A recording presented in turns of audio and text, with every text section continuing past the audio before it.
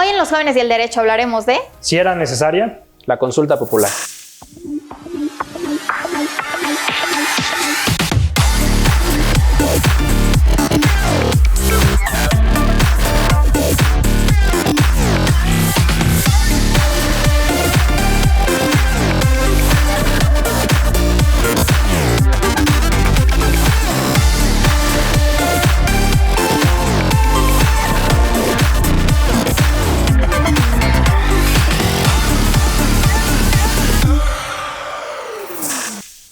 Muy buenas tardes, amigos ibarristas. Sean todas y todos bienvenidos a una nueva emisión de nuestro programa Los Jóvenes y el Derecho, un espacio en donde debatiremos temas de trascendencia y coyuntura jurídica cuyas posturas a favor y en contra serán debatidas, analizadas y desarrolladas por brillantes jóvenes abogados y abogadas. El pasado 1 de agosto se realizó, a petición de nuestro presidente, una consulta popular a efecto de juzgar a los presidentes que tuvieron este puesto desde 1988 hasta el 2018. Sin embargo, hay aquellos que consideran que este mecanismo de participación directa lo que generó fue muchísimas dudas. Entonces, el día de hoy la pregunta es la siguiente: ¿era necesaria esta consulta popular para juzgar a expresidentes? Para ello, el día de hoy contamos con la presencia de dos grandes y brillantes abogados quienes nos compartirán sus posturas en torno a este tema. Bienvenidos, un gusto que estén en el programa Los Jóvenes y el Derecho. Muchísimas gracias por haber aceptado.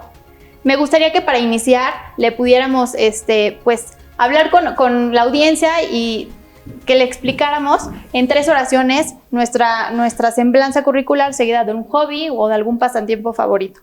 Si quieres, empezamos. Hola, buenas tardes. Pues muchas gracias por la invitación a Valeria. Yo soy abogado, soy Sebastián Rico. He trabajado en temas legislativos, de regulación, derecho administrativo y pues bueno, es un honor estar en esta mesa y compartir con ustedes. Muchísimas gracias. ¿Tu hobby o tu pasatiempo? Pues realmente jugar fútbol. Jugar fútbol. ¿Viste el partido? Ayer hubo un partido súper temprano, uno muy noche más bien. No, ahora sí que ya no me levanté, pero sí. Pues bueno, seguimos, Ángel. Gracias. Pudiéramos igual seguir la mecánica. En tu semblanza curricular en 3 oraciones seguida de tu hobby o pasatiempo favorito. Claro. Pues antes que nada, muchas gracias por la oportunidad de estar aquí compartiendo con ustedes. Soy Ángel González, soy licenciado en Derecho, egresado de la Universidad Nacional Autónoma de México. Tengo una especialidad en Derecho Constitucional por la misma casa de estudios y actualmente me encuentro estudiando la maestría en Administración Pública por el Instituto Nacional de Administración Pública. En mi experiencia profesional, he sido servidor público ya por algunos años y me he desempeñado en temas relacionados con los derechos humanos y particularmente con transparencia, acceso a la información y protección de datos. Un hobby, pues me gusta cocinar, es algo que me gusta hacer, entonces yo creo que eso es en lo que gastamos el tiempo de ocio. Qué padre, la verdad eso me falla mucho. No, hombre, cuando quieras preparamos algo rico. Muchas gracias. Pero bueno, para dar inicio a este debate me gustaría que dividiéramos el mismo en 3 secciones. La primera, ¿cuáles son las cuestiones doctrinales? La segunda, ¿cuáles son la problemática en torno a este tema? Y la tercera, sus posiciones o posturas finales. Ahora sí, ya explicado lo anterior, demos inicio al debate. Ángel, ¿cuál es la justificación de haber realizado esta consulta popular?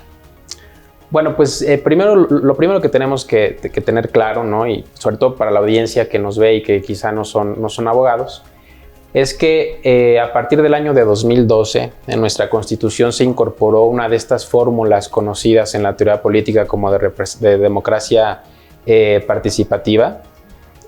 Como bien sabemos, en el Estado, nuestro Estado, el Estado mexicano, estamos constituidos en una república democrática representativa, es decir, nosotros los ciudadanos elegimos a las personas que deseamos que nos representen y son ellas las que llevan la voz del pueblo a generar las decisiones públicas, ¿no?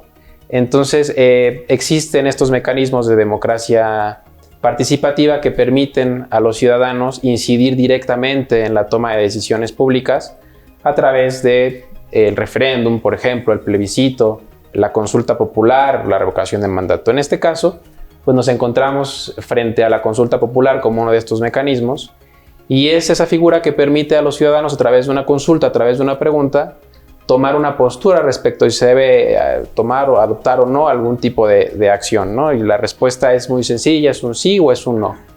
Entonces, lo que vivimos el día de ayer, pues fue este ejercicio en donde se consulta a la ciudadanía, pues su intención de querer participar en algo que ya veremos después, qué es lo que quería hacer.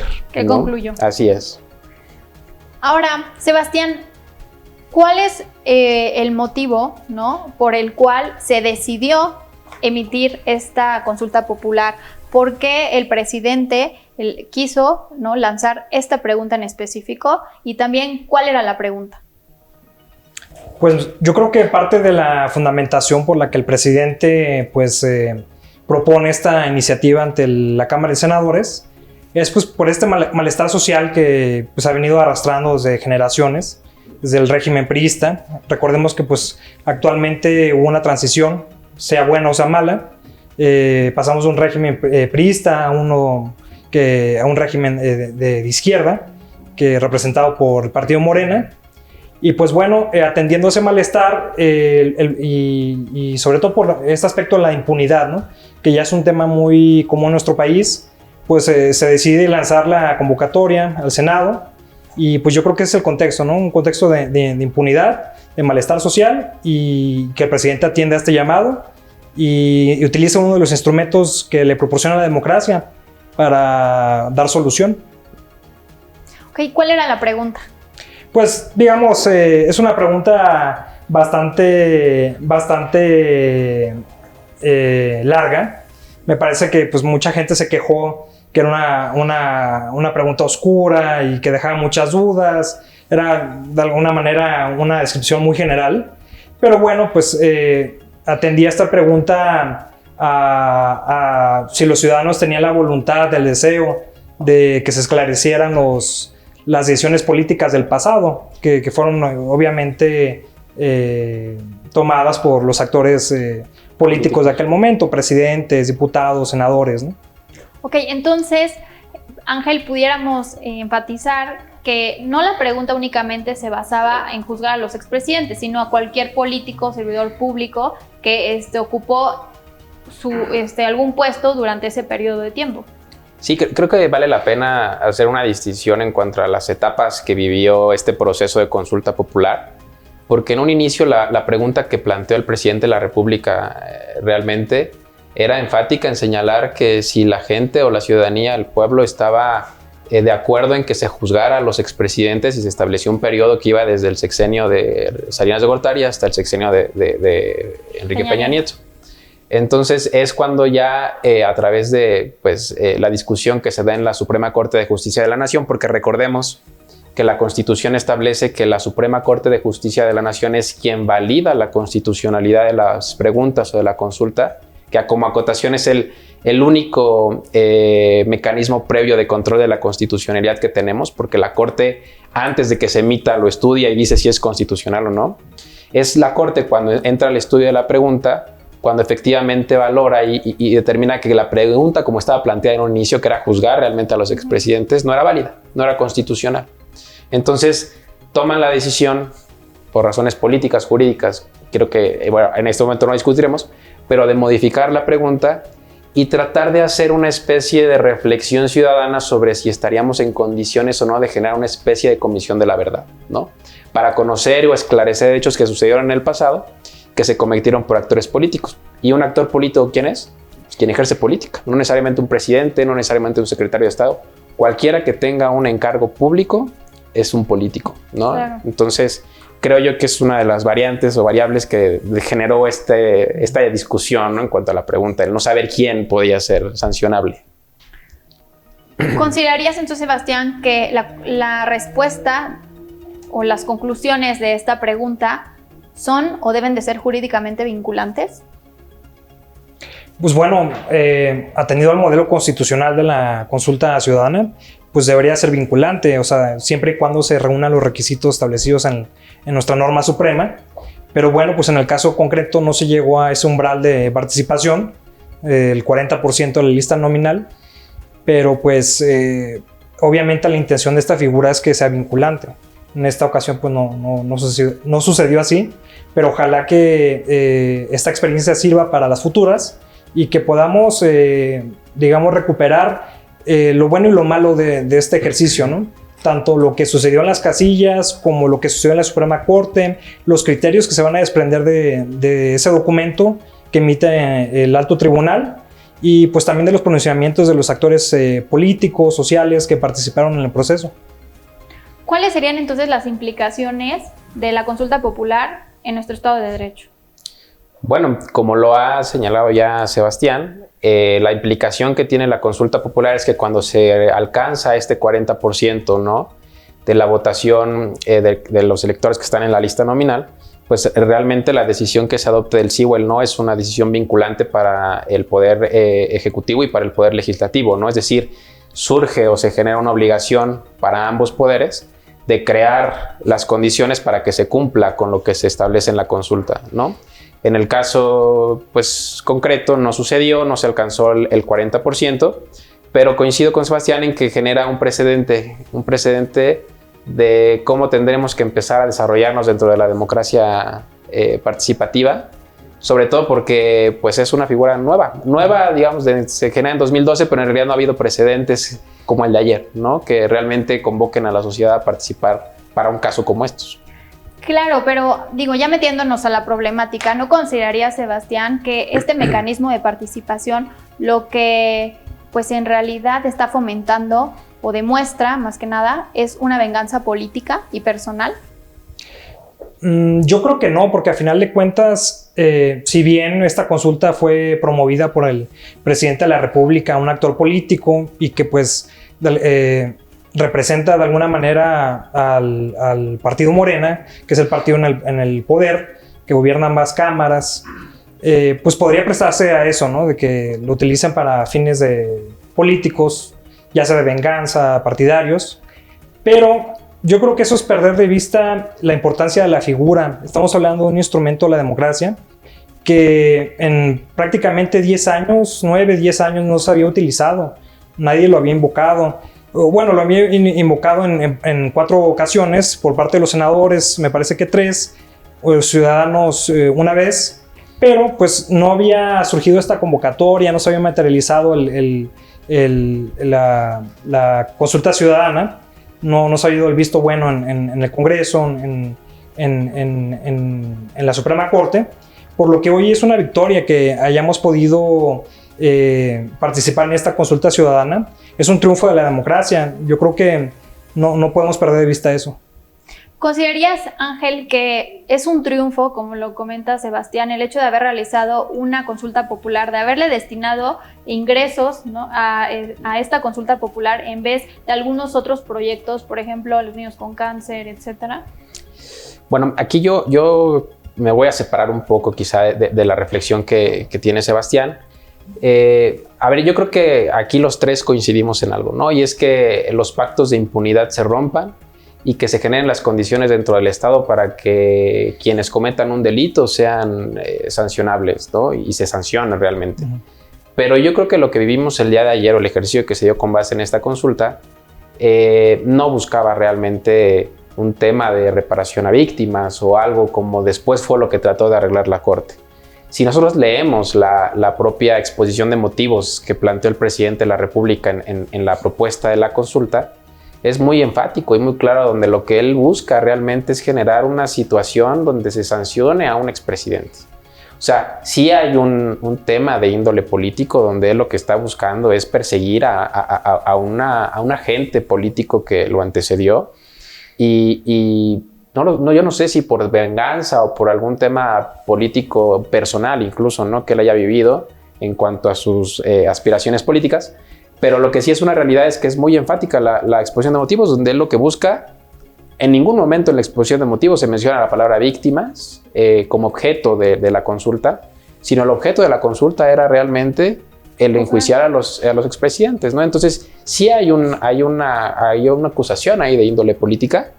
Y bueno, pues la letra ahí está, los hechos ahí están, ¿no? Así fue planteada la consulta y es por ello que pues en su momento la propuesta del ministro Aguilar pues iba por la inconstitucionalidad de la norma, ¿no? Porque realmente no perseguía un beneficio en tema de derechos humanos o algo, sino un tema naturalmente político. Tomando en cuenta lo que nos acaba de comentar Ángel, Sebastián, si toda persona que tenga conocimiento de la comisión de un delito tiene la obligación de denunciarlo o hacerlo del conocimiento de las autoridades, ¿por qué someter a consulta popular esta situación, el poder juzgar a los servidores públicos? Sí, bueno, vuelvo entonces a esta parte del ministro Aguilar en ese proyecto. Pues ellos mencionan que definitivamente una consulta jamás va a involucrar el cumplimiento de la obligación de una autoridad o el ejercicio de alguna facultad de la autoridad, sino que se refiere simplemente a facultades discrecionales. Entonces, en ese sentido, la consulta popular en lo que ayuda a la ciudadanía es a incidir en la facultad discrecional de la autoridad, en hacerle llegar más elementos con los que pueda tomar esa decisión discrecional, ¿no? Entonces, pues digamos que esta pregunta va relacionada con esa queja de que la ley no se consulta, y yo creo que pues en ese primer proyecto era la postura, la ley no se consulta, pero el proyecto que se votó a favor y que fue el que dio luz verde a la consulta, de plano votó esa tesis a la basura y dijo no, es que no nos referimos a esto, simplemente a la facultad discrecional como instrumento de influencia, ¿no?, sobre el actor político administrativo. Entonces, ¿qué opinas? En algunos casos la aplicación de la ley está sujeta a consulta popular. No, aquí yo creo que tenemos que tener mucha claridad en el aspecto de que la consulta popular es un mecanismo que nos permite decidir sobre lo decidible, ¿no? Es decir, hay cuestiones que no están a consulta y que no se pueden someter al escrutinio de la ciudadanía. En este caso, pues el acceso a la justicia, la impartición de la justicia, el respeto a los derechos, son cuestiones que la Constitución reconoce y que no podemos preguntarnos o cuestionarnos si son válidas o no su implementación. Es por ello que la propia Constitución establece que lo que se puede someter a consultas son cuestiones que trasciendan a la esfera de la vida nacional, pero con estas excepciones, ¿no?, que no impacten derechos humanos, acceso a la justicia, temas electorales, etc. Entonces, respecto de tu pregunta, a ver, los derechos humanos no se someten a consulta. Lo que sucedió el día de ayer es que la Corte le corrige la plana al presidente, ¿no? O sea, la Corte trata de enmendar un poco la intención del tema de la consulta. El problema es que se crea una pregunta donde tampoco sabemos en dónde estamos, ni para dónde vamos, ni qué es lo que realmente nos están consultando, ¿no? O sea, la pregunta es tan amplia que no podemos nosotros llegar a concluir o advertir que realmente al decidir un sí o un no, pues vamos a tener los expresidentes sentados en el banquillo de los acusados, ¿no? Peor aún, imaginemos que en el imaginario, ¿no? O sea, que el día de ayer se hubiera alcanzado el 40%, ¿no? Y que la votación hubiera sido no. O sea, que se hubiera generado un pacto ciudadano porque no se generaran las condiciones para que hiciéramos lo que la pregunta quiere que hagamos, ¿no? Entonces, imaginemos que la ciudadanía vota porque no se enjuicien a los expresidentes, porque no haya comisiones de la verdad, porque que no existan investigaciones. Ahí estamos en un problema grave. O sea, la ciudadanía tampoco puede, no puede generar una controversia en cuanto a lo que ya está establecido en la Constitución, ¿no? Entonces, lo peligroso de generar este tipo de consultas con tintes políticos es que podemos llegar a quebrantar el orden constitucional. ¿Tú qué opinas, Sebastián? Pues es que precisamente eso fue lo que trató de esclarecer el alto tribunal a través de esta declaratoria de que la pregunta es constitucional la materia. Y ellos mencionan que pues esta consulta va referida, como lo comenté, a facultades discrecionales, no actos reglados, donde la autoridad pues observa la norma y tiene que cumplir con lo que está ahí. No hay espacio para la interpretación ni para aplicar alguna alternativa que no esté prevista en esa norma, ¿no? Entonces, por lo que hace esta consulta, pues no hay lugar a que las autoridades incumplan con sus mandatos constitucionales. Pues eso ya se resolvió a través de la Corte, y no solo eso, sino que la consulta no motiva a que ninguna autoridad deje de cumplir con sus funciones. En la pregunta ya no se establece si se va a investigar o si se va a perseguir o sancionar. Simplemente hablan de un esclarecimiento de hechos que ocurrieron en el pasado. ¿Consideras que era necesaria la consulta para poder realizar esas afirmaciones o de poder pretender juzgar o investigar estos hechos? Bueno, ahí yo creo que un punto importante, porque ahora sí que este esclarecimiento de hechos no solamente puede ser a través de una consulta. El Congreso de la Unión tiene lo que son las comisiones especiales a las que les pueden encargar este esclarecimiento de hechos, y no hay necesidad de convocar una consulta ciudadana. Sin embargo, pues eso ya depende de la voluntad del legislador, ¿no? Si ellos quieren convocar a esa comisión especial, pues lo harán. Si no, pues se quedará en letra muerta.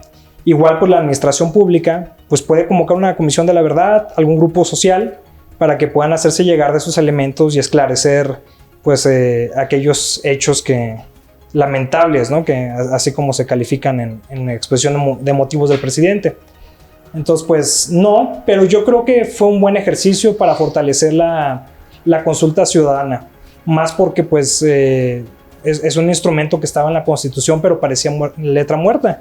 Y así como la iniciativa ciudadana ha sido objeto de 15 propuestas que no han tenido éxito más que una, la ley 3 de 3 sí logró esa aprobación por parte de las cámaras y hoy es ley, pero pues los demás proyectos que fueron promovidos por los ciudadanos, ¿dónde están?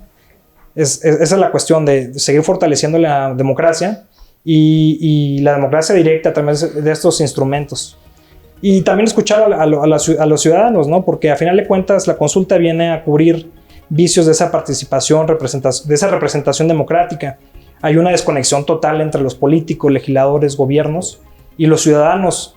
Yo he escuchado muchas veces a ciudadanos que dicen, no, es que el legislador solamente viene aquí en época electoral, me viene a ver solamente en esa época y después se desaparece. Entonces, para cubrir ese tipo de problemas, donde los legisladores se olvidan de su electorado, pues tenemos esos instrumentos que hay que fortalecerlos. Entonces, ¿considerarías, Ángel, que este fue un mecanismo de prueba y error para próximas consultas? Naturalmente fue un mecanismo que nos demostró la capacidad que tiene el Estado para llevar a cabo la consulta. La organización que genera el Instituto Nacional Electoral como autoridad encargada de que se pudiera llevar a cabo la consulta me parece que fue adecuada. Obviamente la participación de la sociedad no fue lo suficiente para poder considerar que la consulta obtuvo el resultado que quería. Y desde mi punto de vista, qué bueno porque nos enfrentábamos entonces a una situación donde pudiéramos haber generado condiciones jurídicas y constitucionales que, lejos de ayudar a generar o esclarecer hechos del pasado, sea lo que eso signifique, pudieran haber comprometido el acceso a la justicia, ¿no? Fue un ejercicio que demostró la capacidad del Estado, es decir, el instituto cuenta con la capacidad porque lo hizo con recursos propios además, pero también muestra cómo el hecho de no tener un adecuado o no generar el adecuado mensaje pues no incentiva la participación social. ¿Era necesaria? Desde mi punto de vista no era necesaria para el objeto que se quería. Las consultas populares son tan necesarias conforme demandas y necesidades sociales haya. Esta consulta para el objeto que se planteó no era necesaria porque nosotros contamos con los mecanismos para poder llevar a la justicia a quien comete algún tipo de delito, que creo que esa era la intención de la consulta. Y tampoco es necesaria para crear comisiones de la verdad, porque la experiencia latinoamericana nos ha dicho que las comisiones de la verdad se pueden crear por decretos del Ejecutivo, que tienen la facultad de hacerlo, se pueden crear por iniciativas de ley, que el Congreso tiene la facultad de hacerlo, o se puede crear por pactos entre la sociedad y el gobierno, que también existen, ¿no? Y se han generado. Entonces, desde mi punto de vista, como dicen en el argot coloquial, el gobierno la tenía y la dejó ir, ¿no? ¿Por qué? Porque si realmente se quería generar una situación disruptiva, que eso es una comisión de la verdad a través de la justicia transicional, ¿no? Generar un antes y un después en el gobierno y en la aplicación de políticas públicas, bueno, pues desde un inicio se hubieran generado los mecanismos a través de una comisión de la verdad. El personal necesita hacer una consulta, ¿no? Puedes conocer la opinión de la sociedad y creo que la opinión de la sociedad se dio en las elecciones recientes, ¿no? Uh-huh. ¿Qué opinas al respecto? ¿Consideras entonces que era necesaria? Pues coincido que la consulta no era necesaria para cumplir con el objeto que promovía el partido Morena, porque pues de alguna manera se identificaron a varios actores que decían, pues esta consulta es necesaria para enjuiciar a los actores del pasado. Para esos propósitos yo creo que no era necesaria. Sin embargo, insisto, yo creo que fue un buen intento para seguir fortaleciendo nuestra democracia, la democracia directa, y que bueno, pues será un aprendizaje con errores y con puntos positivos también, que nos permitan elaborar un ejercicio pues más positivo en el futuro, ¿no? ¿Nos pudieras dar tus posiciones finales en torno a este tema, Ángel? Bueno, pues desde mi punto de vista, las consultas populares son instrumentos de representación participativa que sirven y que son excelentes en las sociedades democráticas para poder plantear posturas cívicas, ¿no?, respecto de un tema en específico, sin necesidad de tener que acudir directamente a través de los representantes, sino que el pueblo pueda llevar su voz directamente, o sea, escuchada su voz directamente, ¿no? En el caso que nos ocupa, bueno, pues fue un ejercicio que nos permitió conocer las capacidades del Estado en cuanto a la primer consulta formal que se lleva a cabo.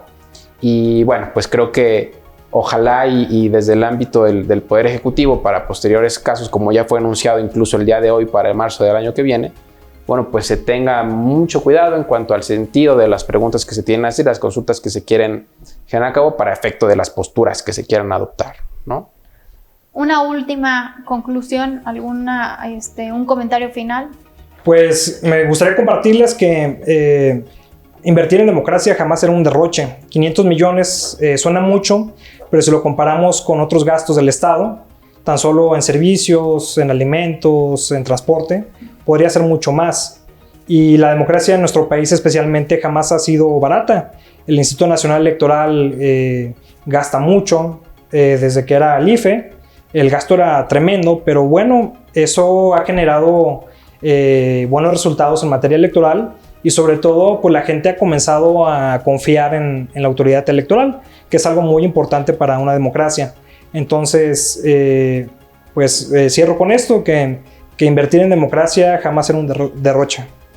Pues bueno, muchísimas gracias a ambos por sus posiciones. Fue un gusto tenerlos en el programa. Y bueno, como lo han visto, hemos tenido el día de hoy dos posturas distintas. Por un lado, hay aquellos que consideran que pues este mecanismo de participación lo que hace es fomenta una democracia, y por el otro lado hay aquellos que consideran que este mecanismo realizado sin información y realizado con poca claridad, lo único que genera es un actuar estéril, ¿no? Un ejercicio estéril. Pero bueno, hemos llegado al final del programa. Muchísimas gracias a ambos. Muchas gracias a la Barra Mexicana Colegio de Abogados por el espacio. Muchas gracias a ustedes por vernos, ¿no?, día con día en estos programas. Sigan nuestras redes sociales, sigan la transmisión y recuerden, ustedes son los últimos en dar su opinión. Hasta luego. Gracias.